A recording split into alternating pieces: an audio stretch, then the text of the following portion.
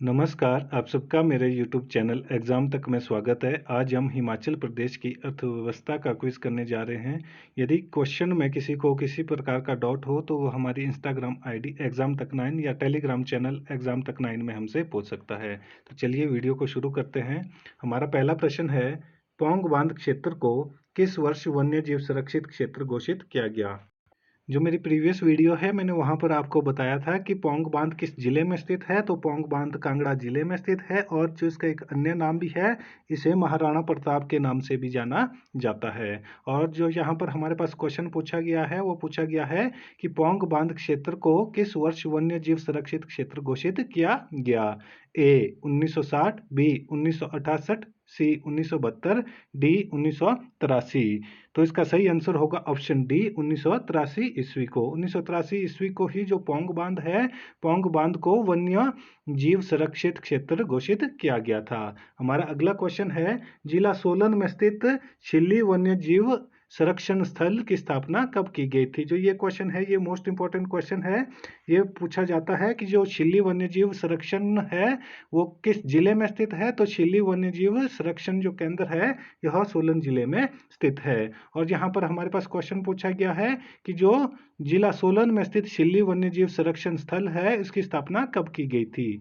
ए 1948, B 1956, D 1963, सी 1963, D 1971। तो इसका जो सही आंसर होगा वो होगा ऑप्शन सी 1963 ईस्वी को।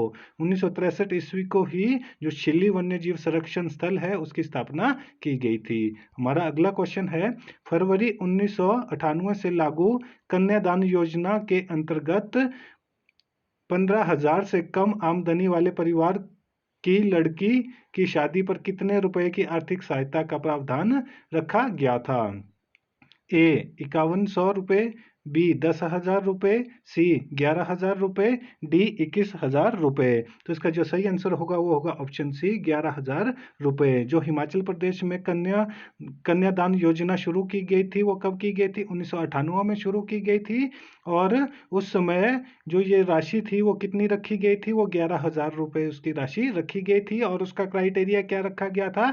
उसका क्राइटेरिया रखा गया था कि जो परिवार है, परिवार की जो इनकम है वो वार्षिक इनकम 15,000 रुपये से कम होनी चाहिए। हमारा अगला क्वेश्चन है, वर्ष 1998 में जिला कुल्लू के किस गांव को केंद्र सरकार ने अक्षय ऊर्जा ग्राम के लिए चुना गया था? अक्षय ऊर्जा का क्या मतलब होता है?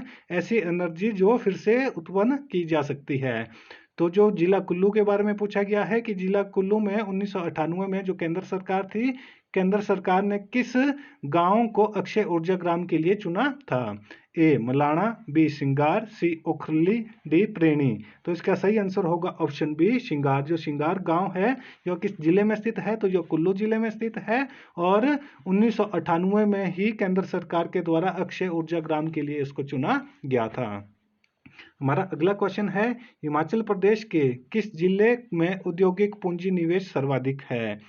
ए कांगड़ा, बी सोलन, सी हमीरपुर, डी ऊना। तो जो इसका सही आंसर होगा वो होगा ऑप्शन बी सोलन।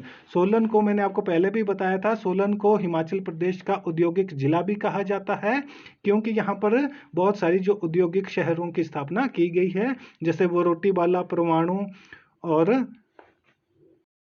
और बद्दी। तो हमारा अगला क्वेश्चन है, करछम वांगतू विद्युत परियोजना किस जिले में स्थित है? जो ये क्वेश्चन है ये भी इंपॉर्टेंट क्वेश्चन है। ये भी पूछा जाता है कि जो करछम वांगतू परियोजना है यह किस जिले में स्थित है? ए शिमला, बी किन्नौर, सी लाहौल स्पीति, डी चंबा। तो इसका सही आंसर होगा ऑप्शन बी किन्नौर। जो किन्नौर जिला है, किन्नौर जिले में ही करछम वांगतू परियोजना चलाई जाती है। हमारा अगला क्वेश्चन है, डोखरे का धान किस क्षेत्र की एक फसल है? यहाँ पर क्या पूछा गया है? डोखरे का धान, जो लाल धान होता है उसे क्या कहा जाता है? उसे डोखरे का धान कहा जाता है। यहाँ पर पूछा गया है कि जो लाल धान है वो किस क्षेत्र में पाया जाता है या किस घाटी में पाया जाता है? ए कुल्लू घाटी, बी पब्बर घाटी, सी बल्ह घाटी, डी दून घाटी। तो इसका सही आंसर होगा ऑप्शन बी पब्बर घाटी। जो पब्बर घाटी है, पब्बर घाटी में ही जो डोखरे का धान है जिसे लाल धान भी कहा जाता है वह पाया जाता है। हमारा अगला क्वेश्चन है, सतलुज वाटरशेड परियोजना किस देश के सहयोग से चलाई गई थी? ए अमेरिका, बी रूस, सी जापान, डी ऑस्ट्रेलिया। तो इसका सही आंसर होगा ऑप्शन डी ऑस्ट्रेलिया। जो ऑस्ट्रेलिया है, ऑस्ट्रेलिया के साथ के संयोग से ही हिमाचल प्रदेश में सतलुज वाटरशेड परियोजना चलाई जा रही है। हमारा अगला क्वेश्चन है, वर्ष 2001 की जनगणना के अनुसार कितने प्रतिशत आबादी प्रदेश की कृषि अर्थव्यवस्था पर निर्भर है? कि कृषि कार्यों में जो लगी हुई है, जिनकी जो रोजगार है वो किससे आ रहा है? वो कृषि से आ रहा है और 2001 की जनगणना के अनुसार है। ए 50%, बी 80%, सी 70%, डी 90%। तो इसका सही आंसर होगा ऑप्शन डी 90%। जो हिमाचल प्रदेश है, हिमाचल प्रदेश की 90% जो जनसंख्या है वो किस पर निर्भर है? वो कृषि कार्यों में लगी हुई है या कृषि अर्थव्यवस्था पर निर्भर है। ये कब के आंकड़े हैं? ये 2001 की जनगणना के अनुसार बताया गया है। हमारा अगला क्वेश्चन है, प्रदेश के किसानों को उनकी फसल का लाभकारी मूल्य दिलवाने के लिए कौन सी योजना की शुरुआत की गई है? ए मंडी मध्यस्थता योजना, सी बी नाबार्ड द्वारा वित्तीय सहायता, सी एचपीएमसी द्वारा फल खरीद, डी किसानों को सुलभ उपदान की व्यवस्था। तो इसका सही आंसर होगा ऑप्शन ए मंडी मध्यस्थता योजना। जो मंडी मध्यस्थता योजना है यह किसके लिए चलाई गई है? यह प्रदेश के जो हिमाचल प्रदेश है, हिमाचल प्रदेश के किसानों को उनकी फसल का लाभकारी जो मूल्य दिलवाने के लिए इस योजना की शुरुआत की गई थी। हमारा अगला क्वेश्चन है, निम्नलिखित में से कौन सी घाटी लाहौल स्पीति की धान्यागार के नाम से प्रसिद्ध है? यहाँ पर हमारे पास जो वैलीज का क्वेश्चन है कि हिमाचल प्रदेश की वह या लाहौल स्पीति जिले की वह कौन सी घाटी है जिसको धान्यागार के नाम से जाना जाता है? ए चंद्रा घाटी, बी भागा घाटी, सी चंद्रा एवं भागा घाटी, डी इनमें से कोई भी नहीं। तो इसका जो सही आंसर होगा वो होगा ऑप्शन सी चंद्रा और भागा घाटी। चंद्रा और भागा घाटी लाहौल स्पीति की धान्यागार के नाम से प्रसिद्ध है। यहाँ से एक और क्वेश्चन भी पूछा जा सकता है कि चंद्रा घाटी किस जिले में स्थित है? तो चंद्रा घाटी लाहौल स्पीति जिले में स्थित है और जो भागा घाटी है, भागा घाटी भी लाहौल स्पीति जिले में स्थित है। और जो चंद्रा नदी है वो कहाँ से निकलती है? वो चंद्रताल ग्लेशियर से निकलती है। और भागा नदी जो है वो जो हमारे पास सूरज कुंड है, सूरज कुंड से निकलती है। और ये जब आगे जाकर तांडी नामक स्थान पर मिलती है तो वहाँ पर जो चिनाब नदी है, हिमाचल प्रदेश की जो 5 प्रमुख नदियाँ हैं उनमें से एक चिनाब नदी है। तो चिनाब नदी का जो उद्गम है वो कहाँ पर होता है, कहाँ पर बनती है? वो तांडी नदी पर बनती है। वह चंद्रा और भागा नदियों के संगम से बनती है। हमारा अगला क्वेश्चन है, स्थानीय शराब छांग एवं घंटी किस चीज से बनाई जाती है? जो छांग है यह क्या है? यह शराब है और जो घंटी है ये भी शराब ही है। तो ये कहां पर है? ये किन्नौर जिले में बनाई जाती है।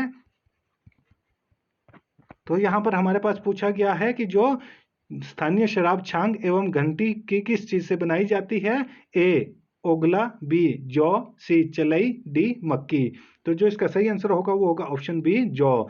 ये क्वेश्चन पहले भी पूछा जा चुका है कि जो छांग है वो किस चीज से बनती है, उसका निर्माण किस चीज से किया जाता है? तो उसका निर्माण जौ से किया जाता है। और यह किस जिले में इसका निर्माण किया जाता है? तो किन्नौर जिले में इसका निर्माण किया जाता है। हमारा अगला क्वेश्चन है, सर्वश्रेष्ठ किस्म की ब्रांडी किन्नौर जिले के किस गांव में तैयार की जाती है? ए नैसिंग, बी रिब्बा, सी कंतगांव, डी मोरंग।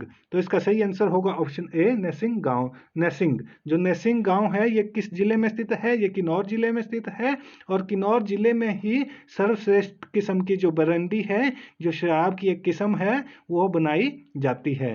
हमारा अगला क्वेश्चन है, पॉली हाउस निर्माण में प्रदेश सरकार ने वर्ष 2009 में किसानों को कितने प्रतिशत अनुदान देने की घोषणा की थी? ए 50%, बी 60%, सी 70%, डी 80%। तो इसका सही आंसर होगा ऑप्शन डी 80%। जो हिमाचल प्रदेश है, हिमाचल प्रदेश सरकार ने जो पॉली हाउस लगाए जाते हैं, ग्रीन हाउस जिन्हें कहा जाता है, वो वर्ष 2009 में किसानों को कितने प्रतिशत अनुदान या सब्सिडी देने की घोषणा की थी?